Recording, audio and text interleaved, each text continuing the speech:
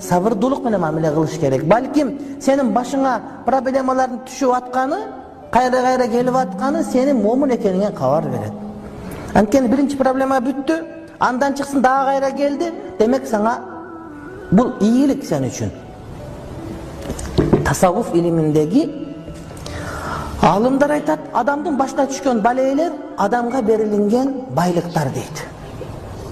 Кантип башыңа келген оору, кыйынчылык, ошонун бардыгы сага бале, бирок ошо баленин бардыгын жакшылык деп кабыл аласың дейт. Айлаң жок, аны кантип кабыл алсаң да ошо келе бере турган маселе.